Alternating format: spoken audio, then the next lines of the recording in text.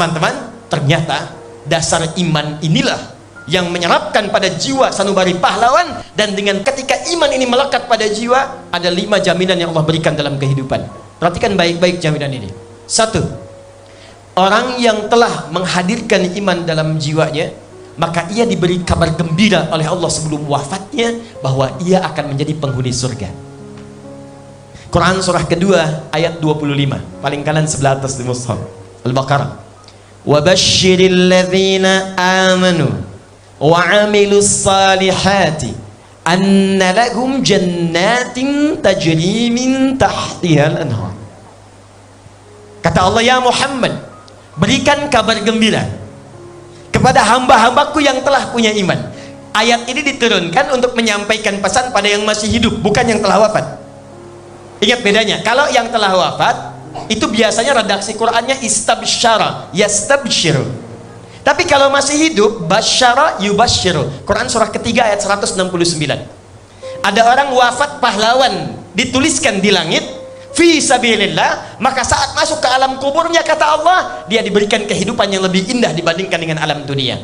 Wala tahsabanna alladhina qutilu fi sabilillahi amwata bal ahya'un 'inda rabbihim yurzaqun farihina bima atahumullahu min fadli wa yastabshiruna billadzina lam yalhaqu bihim min khalfihim alla khaufun 'alaihim wa lahum yahzanun. Saking nikmatnya ini, kata Allah, saking gembiranya, mereka akan mengabarkan pada generasi yang belum menyusul mereka, yang ada yang menangisinya, ada yang meratapinya. Kata mereka, kalian gak usah nangis, kalian gak usah sedih. Kalau tahu keindahan di sini, kalau bisa cepat nyusul ke sini. Di sini lebih enak dibandingkan kalian. Ayat ini selalu ditanamkan pada bocah-bocah Palestina, anak-anak kecil. Datang satu orang, kisah nyata, pendongeng Indonesia untuk menghibur, dongeng Islam yang terambil dari Al-Quran. Ketika disebutkan ada seorang dari Indonesia akan mengajar, maka anak-anak TK Palestina 150 orang duduk rapi berbaris menunggu. Ketika datang siap mendengarkan, pendongeng mengatakan, siapa yang ingin menjadi presiden? Tidak ada yang angkat tangan. Masya Allah. Siapa yang ingin jadi dokter? Sebagian perempuan malu-malu mengangkat tangan. Siapa yang ingin jadi pemain bola? Laki-laki sedikit mengangkat tangan. Perhatikan, ketika disampaikan siapa yang ingin jadi mujahid fi sabilillah dan syuhada, Allahu Akbar, tidak ada yang angkat tangan, tapi semua mengepalkan tangannya dan berdiri, anak TK, dan mengatakan, nahnu syuhada, nahnu syuhada, nahnu syuhada. Kami akan jadi syuhada, kami mujahid fi sabilillah, kami akan wafat duluan, saya akan nyusul ayah saya akan nyusul kakak saya akan nyusul paman saya. Mujahid fi sabilillah. Tidak ada satupun yang wafat di sana. Keluarganya menangisi dengan air mata, tapi mereka akan membawa manisan dan datang kepada tetangganya mengatakan, saudaraku sudah pergi duluan, mudah-mudahan aku bisa menyusulnya dengan kenikmatan yang lebih daripada manisan ini. Ayat ini hadir dalam jiwa mereka. Ayatnya, bukan sekedar bacaannya. Satu. Tapi yang paling indah, ketika kita masih hidup belum wafat, ayatnya turun menggunakan diksi yang berbeda. Kata Allah, Muhammad, berikan kabar gembira pada orang yang telah punya iman, dan kalimatnya menggunakan alladzina, disebutkan 1080 kali dalam Al-Quran. Di ilmu nahwu, alladzina itu disebut ismun mausulun yadullu alal jam'il amiyah, ya kata sambung menunjuk kadang objek tanpa batas. Jadi bisa besar, kecil, tua, muda, lelaki, perempuan, kaya, cukup. Kata Allah, aku tak peduli sepanjang engkau ada iman dalam jiwamu, kemudian ditopang dengan amal soleh, imanmu mendorong engkau untuk berbuat kebaikan dalam hidup, maka aku berikan kabar gembira, telah aku siapkan aneka ragam surga untuk engkau pilih saat engkau masuk ke dalamnya. Jadi ternyata ketika Allah meminta kita beriman, bukan ingin memberikan beban, tapi untuk mengangkat Anda supaya menikmati keindahan ternikmat saat di surga, pahlawan akhirat. Iman menjadikan kita dengan izin Allah diberikan setengah dari kunci surga, pahlawan akhirat. Pilih mana? Pilih mana? Sukses dunia, fakir akhirat, atau fakir dunia, sukses akhirat? Ya, selalu begitu. Di antara dua pilihan yang sulit selalu ada yang ketiga, ya. Pilih mana? Kaya tapi gelisah atau miskin tapi tenang? Kaya tapi tenang. Udah. Oke.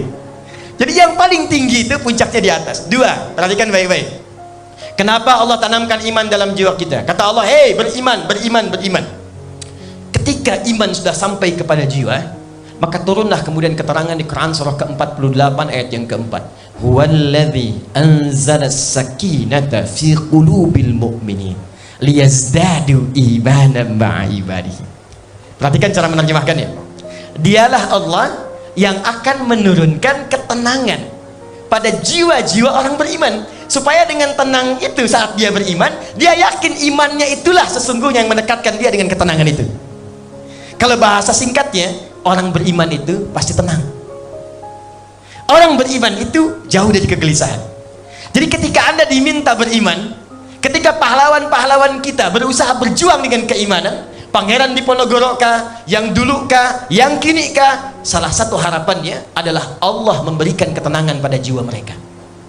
Makanya ketika seorang mujahid fisabilillah wafat, dan kemudian terjadi dialog, apa yang kau inginkan aku berikan? Kata syahid itu, ya Allah, tolong hidupkan lagi aku, saya ingin syahid sekali lagi. Dihidupkan lagi, ya Allah, saya ingin syahid sekali lagi. Kalaupun diberikan, dia akan meminta yang sama karena mendapatkan ketenangan dalam jiwanya. Tiga, saya agak cepat. Orang yang mendapatkan kenikmatan iman dalam dirinya, maka Allah akan jamin segala keamanan dalam tiga dimensi hidupnya. Satu dunia, dua alam kubur, tiga akhirat. Ayatnya ditemukan di Quran surah ke-6 ayat 82. Alladzina amanu wa lam yalbisu imanahum bizulmin ulaika lahumul amnu wa hum muhtadun. Orang-orang kalau beriman, imannya benar dan tidak mencampur adukan dengan keburukan, maka kami akan jamin hidupnya akan tentram dan jauh dari kegelisahan, serta kami berikan kemudahan dalam setiap petunjuk hidupnya. 4, saya cepat. Orang yang kalau benar-benar beriman, langsung turun kemudian satu surah di ayat pertamanya akan menjamin semua kegiatannya sukses dan bahagia ia lakukan. Quran surah ke-23 ayat yang pertama. Perhatikan bunyi ayatnya. Qad aflahal mu'minun. Qad aflahal mu'minun. Qad harufnya tahqiq, menjamin kepastian. Kata Allah, kalau ada orang benar-benar beriman terpancar dalam jiwanya, maka aku jamin hidupnya pasti akan bahagia. Biar dia kuliah, pelajarannya bahagia. Di kampus, dia bahagia. Di rumah tangga, dia bahagia. Di kantor, dia bahagia. Dan yang terakhir, ini yang paling dahsyat. Karena yang banyak hadir yang muda-muda, maka saya berikan tentang ayat para pemuda yang ada jaminan di dalamnya dari Allah, sekalipun Anda tinggal di tempat yang sempit, kos-kosan terbatas, fasilitas tidak terlampau banyak, maka Allah tunjukkan tempat yang lebih terbatas dari kos-kosan Anda. Maaf, furniturnya keras, airnya gak ada dispenser, lampunya kosong, tapi saking nikmatnya mereka bisa tidur 309 tahun tanpa ada gangguan sedikit pun. Tempat mereka tidur di goa. Goa dalam bahasa Al-Quran disebut Al-Kahf kalau sedikit luas. Kalau dia agak sedikit cukup untuk 1-2 orang disebut ghar. Tadi Ustaz Luqman menyebutkan Quran surah 9 ayat ke-40. Idhuma fil ghar idh yaqul li sahibi la tahzan. Ketika keduanya di gua, karena guanya tidak terlampau luas disebut gharun. Gharul Hira karena yang cukup 1-2 orang. Tapi kalau banyak yang bisa masuk dirubah menjadi kahfun. Al-Kahf surah ke-18 ayat ke-13, pertengahan sebelah kiri di mushaf. Perhatikan kalimatnya. Nahnu naqussu 'alaika naba'ahum bil haqq innahum fityatun amanu bi rabbihim wazidnahum huda. Kata Allah, kami kisahkan pada kalian para pemuda yang mereka luar biasa, dengan kisah yang benar-benar, yang sebenar-benarnya. Mereka tinggal di gua, mereka jauh dari keramaian, tempatnya luar biasa sempitnya bagi ukuran kita yang tinggal, cahaya tak nampak dalam lampu, masukan-masukan makanan-makanan sangat terbatas, tapi kami berikan ketenangan, kenyamanan dalam hidupnya. Kami jamin rezekinya, kami jamin kenikmatannya. 309 tahun bisa tidur enak, tak ada gangguan. Apa yang menyebabkan mereka mendapatkan seperti itu? Dan tertulis namanya, diabadikan sampai dengan sekarang, melebihi 15 abad sejak turunnya Al-Quran. Pahlawan yang tertuliskan di kitab yang paling suci yang pernah turun ke bumi. Anak-anak muda. Apa penyebabnya? Amanu bi rabbihim, karena imannya kepada Allah Subhanahu wa ta'ala. Jadi kalau hari ini kita bicara pahlawan, setiap kita bisa jadi pahlawan. Tinggal saat ini kurikulum apa yang mau kita bawa supaya nama kita dituliskan oleh Allah sebagai pahlawan. Jadi kalau bisa kita yang tuliskan kisah kita. Kita ambil ibrah dari Pangeran Diponegoro dengan sekian ribu halaman yang dituliskan oleh Ustaz Salim Afillah, dengan sekian banyak referensi yang telah ustadz-ustadz kita sampaikan. Tapi pertanyaannya, dari semua pelajaran itu kita mau jadi apa? Kita ada di bagian mana? Boleh mau jadi footnote-nya silahkan, jadi isinya tinggal pilih, bagian judulnya bebas. Tapi pertanyaannya, dari iman yang telah Allah tampakkan pada diri kita, kepahlawanan apa yang telah kita siapkan untuk dituliskan oleh Allah yang kita bawa pulang menghadap kepada Allah Subhanahu wa ta'ala. Saya simpan dulu yang tadi saya tanyakan, sekarang saya balikan kepada iman. Perhatikan baik-baik. Ada jaminan dari Allah kalau benar-benar kita imannya, maka kita akan dituliskan sebagai pahlawan yang akan dibanggakan di akhirat dan diberikan bonus di dunia. Satu, orang beriman pasti tenang. Pertanyaan saya tadi kembali ke Quran surah 48 ayat keempat, apakah iman yang sudah kita miliki membuat kita tenang? Atau jangan-jangan Jogja macet sedikit sudah bikin status, Joko kalian macet ya? Atau jangan-jangan masalah kecil sudah membuat kita bikin status, kamu tidak seperti aku kira. Apakah iman yang kita miliki sudah membuat kita bahagia? Jangan-jangan di rumah tangga belum bahagia, di kantor belum bahagia, di kampus belum bahagia. Padahal kata Allah, orang beriman pasti bahagia. Pakai tahqiq lagi, qad. Orang beriman pasti tenang. Orang beriman itu pasti sukses. Orang beriman itu mendapat bimbingan dari Allah. Sekarang pertanyaannya, sampai sejauh malam ini, berapa dari 5 yang Allah janjikan sudah kita dapatkan? Kalau belum kita raih, berarti perlu kita perbaiki supaya nama kepahlawanan kita tercatat saat kembali kepada Allah. Boleh jadi penyebabnya hanya 2. Jika belum mendapatkan 5 yang dijanjikan, kata Allah, mohon izin dalam Al-Quran tidak ada yang ketiga. Boleh jadi penyebabnya hanya 1 di antara 2. 1, maaf, ada orang beriman yang belum menurunkan iman dari lisannya ke dalam jiwanya. Fokus baik-baik. Bapak Ibu, teman-teman, iman itu secara singkatnya yakin tanpa ragu. Semua yang yakin-yakin itu pasti muaranya amalan hati. Oke ya? Cinta itu keyakinan. Karena itu cinta letaknya di hati. Dari mata turun ke hati. Sentuhlah ia tepat di hatimu, maka ia akan jadi milikmu untuk selamanya. Catat. Makanya ketika orang dilamar, pertanyaannya, sudah mantap hatimu menerima lamarannya? Sudah mantap jiwamu untuk ia mendampingimu selalu hati? Karena itulah ketika Allah menyebutkan iman, banyak orang yang kata Allah hanya menyebutkan beriman di lisannya tapi tidak sampai ke hatinya. Dan kasus itu sudah terjadi di zaman Nabi. Dia cuma diucapkan, cuma nggak nyampe ke hati. Nanti saya tunjukkan apa bedanya yang cuma di lisan dengan ke hati. Buka Quran surah ke-49 ayat ke-14. Qalatil a'rabu amanna. Ada beberapa orang Arab Badui berkata pada Nabi, ya Rasulullah, kami sudah serius beriman, kami telah beriman. Yang mengejutkan, Nabi diam, turun jawaban langsung dari Allah, qul lam tu'minu. Katakan Muhammad, kalian belum serius imannya. Walakin qulu aslamna. Tapi ajarkan mereka, kalian baru masuk Islam. Karena syarat masuk Islam yang pertama, keluar kalimat iman di lisannya. Asyhadu an la ilaha illallah. Iman pertama, iman kepada Allah. Dibuktikan dengan iqraram bil lisan. Dengan lisan, asyhadu an la ilaha illallah wa asyhadu anna Muhammadan Rasulullah. Cuman sayang kata Allah, walamma yadkhulul imanu fi qulubikum. Cuma iman yang diucapkan di lisan itu nggak nyampe ke hati. Apa bedanya? Kalau iman itu tembus kepada hati, bersemayam di jiwa, nanti iman itu akan punya pancaran yang membimbing seluruh tubuh kita untuk beraktivitas. Jadilah kemudian orang ini disebut mukmin. Apa itu mukmin? Orang yang beraktivitas dibimbing oleh imannya. Pancarannya disebut fajar namanya. Di kalau nafsu itu punya pancaran disebut fujur, kalau iman punya pancaran disebut fajar. Karena itu sholat pertama disebut dengan fajar. Kenapa disebut fajar? Karena ketika dipanggil dengan nama Allah, Allahu Akbar, Allahu Akbar, ada pancaran iman dalam jiwa kita untuk merespon suara itu.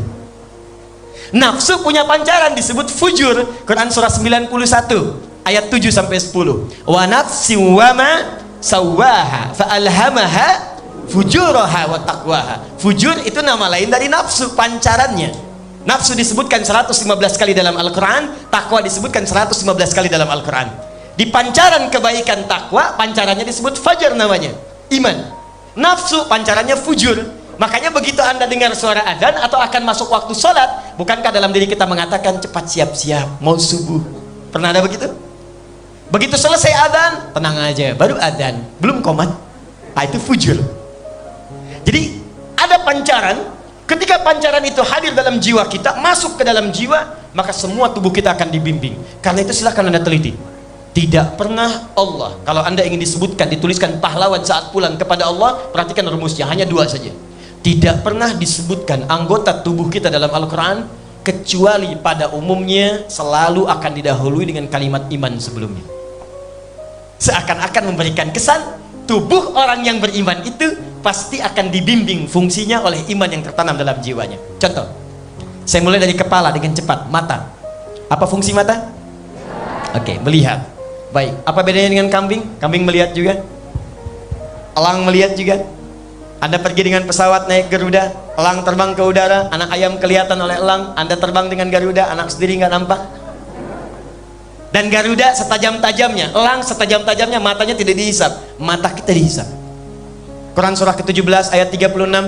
Wala taqfu ma laysa laka bihi ilmun innas sam'a wal basara wal fuada kullu ulaika kana anhu mas'ula. Hati-hati, jangan mudah mengikuti sesuatu kalau tak tahu informasinya, tak tahu ilmunya, karena semua fungsi pengetahuan itu, baik telinga pendengaran atau mata penglihatan atau bahkan pikiran, akan dipertanggungjawabkan di hadapan Allah Subhanahu wa taala. Mata Anda dihisap, mata saya dihisap, mata kita dihisap. Ini akan ditanyain. Karena itu, karena mata ini dihisap, mesti dibimbing oleh iman supaya melihatnya benar. Maka turunlah Quran surah 24, cahaya yang membimbing mata melihat dengan iman. Untuk laki-laki ayat 30, untuk perempuan ayat 31. Perhatikan, sebelum disebutkan fungsi matanya, disebutkan kalimat imannya. Qul lil mu'minina yaghuddu min absarihim. Ayat 31. Wa qul lil mu'minati yaghuddna min absarihinna. Katakan pada pria-pria yang telah memiliki iman, dan katakan pada seluruh perempuan-perempuan yang telah memiliki iman. Ayat ini hanya berlaku bagi yang telah punya iman. Jadi kalau tak ada iman dalam dirinya, bertentangan dengan makna ayat ini, bertentangan dengan informasinya, kita tak usah banyak pikirkan. Tapi kalau Anda mengatakan saya beriman, bertentangan dengan keterangan ayat ini, ada yang salah dalam imannya. Yaghuddu min absarihim, kata Allah, iman yang dimiliki oleh pria itu dan perempuan itu akan membimbing matanya hanya melihat pada yang baik-baik saja menurut imannya. Tatkala imannya mengatakan tak baik, maka ghaddul basar, imannya akan segera berbisik dan memancarkan cahaya ke matanya, palingkan wajahmu. Ghaddul basar itu bukan nggak boleh lihat, silahkan tatap. Ketika yang ditatap itu tidak benar menurut iman, ini maksiat, ini haram, maka otomatis nggak usah diingatkan lagi. Di dalam jiwanya ada yang disebut dengan burhan. Walaqad hammat fi wa hamma biha laula arwa burhana rabbi. Surat Yusuf. Ada burhan. Pasti akan mengingatkan, palingkan itu haram. Palingkan itu nggak bagus. Berapa banyak dalam kehidupan Anda yang memiliki iman bisa secepat memalingkan pandangan dari apa yang dilarang oleh Allah. Ada videotron di luar yang kadang-kadang nampak maksiat. Handphone yang Anda pajang sekarang berapa kali nampak aurat terbuka di situ yang terlihat. Kalau imannya benar begitu terlihat, Allahu Akbar, dia palingkan. Kata Ustaz Salim Fillah tadi menyitir Quran surah ketiga 133, bahkan lisannya segera istighfar. Wasari'u, cepat istighfar. Begitu terlihat, astagfirullah, berpaling. Dan manusia dalam berpaling ini ada 3 jenis. Istighfar, berpaling seketika, berpaling tanpa istighfar, atau istighfar tak berpaling. Ini yang paling banyak. Astagfirullahaladzim, haram. Habib Muhammad haram, astagfirullah. Ada orang begini. Sekarang banyak terjadi. Sekarang banyak mata orang jelas, cuman nggak bisa membedakan mana yang kemudian itu baik bagi dia, mana yang tidak. Silahkan Anda cek semua fungsinya pakai iman dulu ya. Lisan, Quran surah 49 ayat 11. Ya ayyuhalladzina amanu, iman dulu, la yaskhar qaumin qaum, jangan mencela.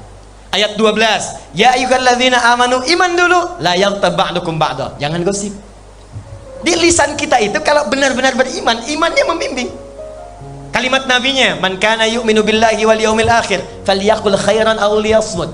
Siapa yang merasa beriman pada Allah dan dia sadar akan dihisab di yaumil qiyamah, maka pasti dia akan jaga lisannya, hanya berkata pada yang baik saja, tak mampu dia. Di lisan orang beriman itu, dia hanya akan menemukan yang baik. Gosip dia jauhi. Jadi kalau ada orang beriman malah bikin gosip, pasti ada yang salah di lisannya. Anda nggak akan jadi pahlawan di hari kiamat. Saya tidak, Ustaz. Bagus. Tidak seperti ukhti yang itu tuh. Ya mah kalau gosip tuh, luar biasa. Sama. Tuh. Contoh, Nabi Muhammad SAW punya cucu, diantaranya Al-Hasan. Masya Allah. Sayyidus Syabab Yawmal Qiyamah.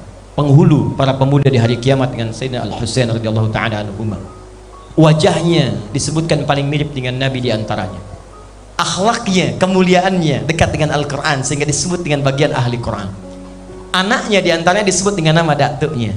Satu kali setelah masa fitnah kubra, semoga Allah mengampuni kita semua, beliau membawa anaknya jalan-jalan napak tilas kepada tempat yang pernah ditunjukkan oleh datuknya saat jalan-jalan di sore hari arah Awali.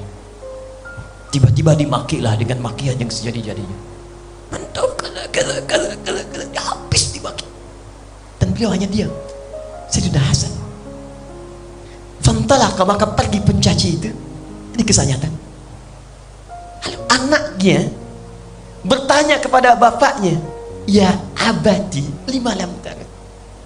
Di bahasa Arab itu ada abi, ada buya, ada abati, beda.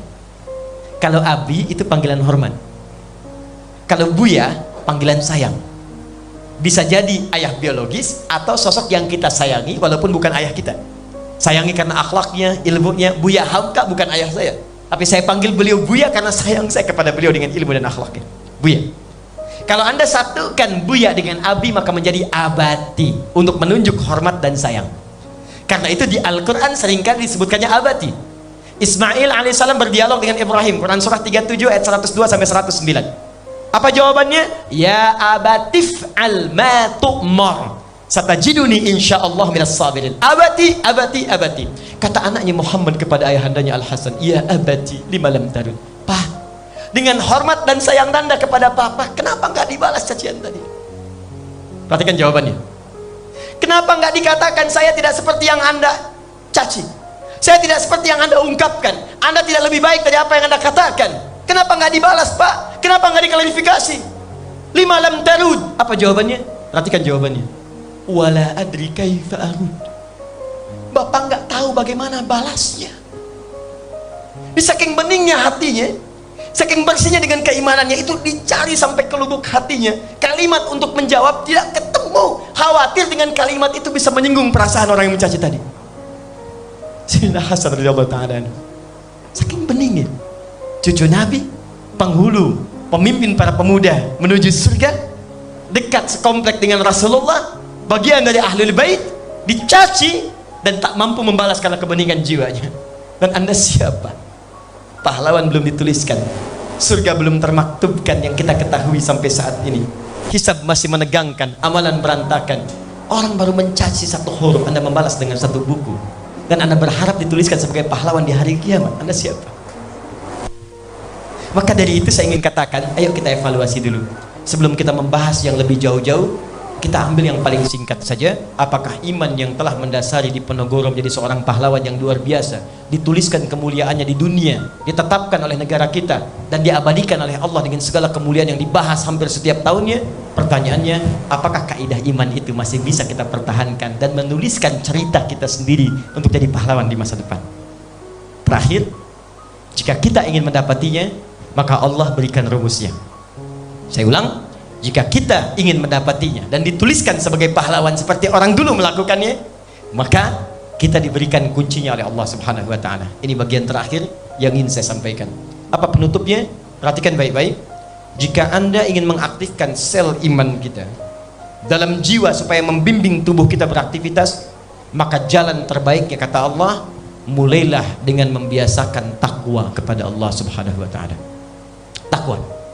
Karena itu seringkali kalimat iman disandingkan dengan takwa.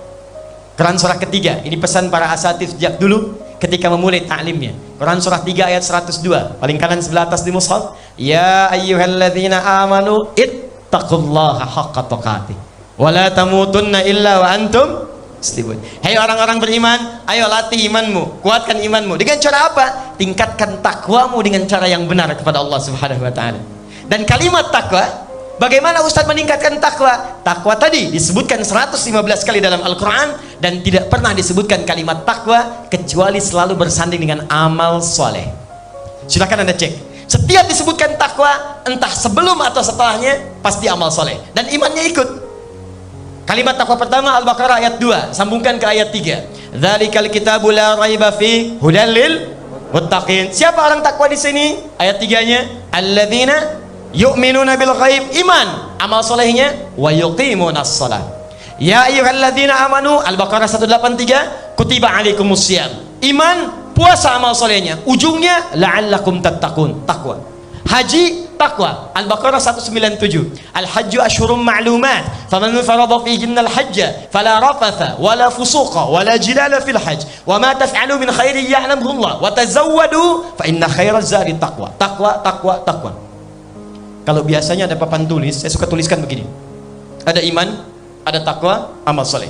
Iman sama dengan takwa sama dengan amal soleh. Kalau persamaan ini dibawa ke fisika atau ke matematika, bila A sama dengan B sama dengan C, maka A sama dengan C. Betul?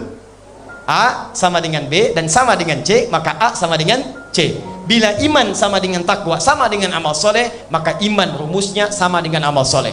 Kalau Anda tutup takwanya, sandingkan iman sama dengan amal soleh. Kalau Anda imannya ingin aktif sel yang membimbing tubuh kita, maka perbanyak amal soleh. Karena itulah turun surah ke-103 yang menyandingkan iman dengan amal soleh. Wal 'asr innal insana lafi khusr illa alladzina amanu wa 'amilus shalihat. Karena itu, jika ingin dituliskan diri kita menjadi pahlawan di hari kiamat, maka mulai sekarang coba pilih alternatif amal soleh. Secara umum ada 8 nanti amal soleh dalam Al-Quran yang akan membuka pintu surga yang 8 jenis itu.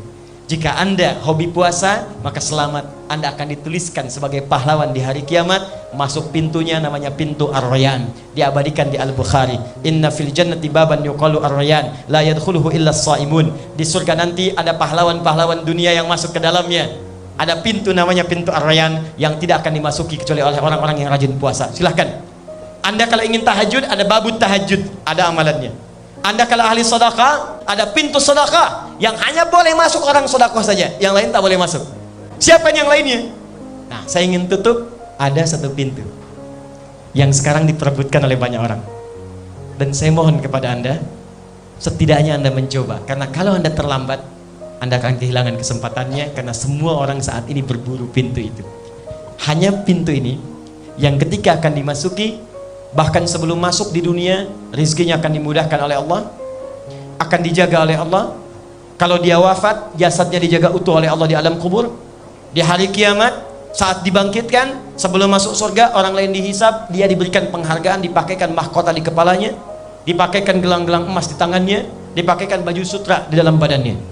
Yang paling dahsyat, sebelum masuk ke surganya, dipanggil kedua orang tuanya yang soleh juga, yang beriman juga, untuk dipakaikan di kepalanya mahkota, diapit oleh anak yang telah dilahirkan oleh ibundanya, dikandung 9 bulan 10 hari, apit dengan tangan kanannya, tangan kiri ayahandanya, ada istri mengikuti, ada semua keturunan mengikuti, dan disambut oleh malaikat di setiap pintu surga. Dia akan masuk surga tertinggi melalui setiap pintu surga dan dijemput oleh para malaikat. Amalan ini adalah amalan ahli Al-Quran. Amalan ahli Al-Quran. Quran surah 35, saya tutup ayat 33, paling kiri agak ke atas di mushaf, jannatu adnin yadkhulunaha. Ada nanti golongan ahli Quran akan masuk surga lewat surga Aden. Yuhallawna fiha min asawir. Sebelum masuk, tubuhnya akan dihiasi dulu dengan mahkota-mahkota dan gelang-gelang yang indah sekali. Maaf, min asawir min dhahabi wa lu'lu'ah. dari emas-emas dan permata-permata yang kemilau. Walibasuhum fiha harir, sedangkan pakaiannya terdiri dari sutra. At-Tirmidzi nomor hadis 2015, dipakaikan di atas kepalanya tajul karamah, maka dipanggil orang tuanya, dipakaikan di atas kepala orang tuanya oleh tangan anaknya yang telah dilahirkannya, mahkota kehormatan di seluruh persaksian seluruh penduduk langit dan bumi. Kemudian Qur'annya berkata, Allah bezidhu, ya Allah tambahkan kepada penghafal, bedakan dengan fasilitator, fayulbasu ilaihi libasul karamah, maka dipakaikan kemudian jubah kehormatan. Kemudian sebelum masuk, maka diminta untuk menggandeng bapaknya, gandeng ibunya, gandeng istrinya, gandeng suaminya kalau dia istri, gandeng semua keluarganya. Turun Quran surah ke-13 ayat ke-23 sampai 24. Jannatu 'adnin yadkhulunaha wa man salaha min abaihim wa azwajihim wa dzurriyyatihim. Kemudian mereka masuk ke surga. Wal malaikatu yadkhuluna 'alaihim min kulli bab. Sementara semua malaikat menunggu di pintu surga untuk menyambut mereka. Salamun 'alaikum bima sabartum. Mereka mengatakan kompak, selamat di dunia sabar. Selamat di dunia sabar. Kamu pahlawan terbaik sampai saat ini. Fa ni'ma uqbadar. Silahkan nikmati kenikmatan surga yang telah disiapkan oleh Allah Subhanahu wa taala. Siapa mereka? Ahli Quran. Jahiliyah itu hilang, menjadi khairu ummah karena Al-Quran. Kriminalitas hilang karena Al-Quran. Diponegoro dituliskan sebagai pahlawan karena dekatnya dengan Al-Quran.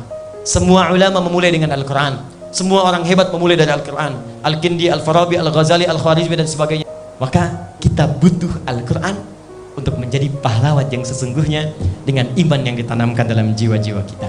Silahkan kalau tak mampu belajar membaca, silahkan mengkaji. Kalau sudah mengkaji, berlomba untuk menghafal. Saya akhiri, sekarang perlombaannya ketat. Kalau orang dulu cuma 2 tahun, sekarang orang 30 hari sudah berusaha menghafal Al-Quran. Saya sedang bimbing karantina, ada rekor di angkatan kedua, itu 15 hari hafal 30 juz.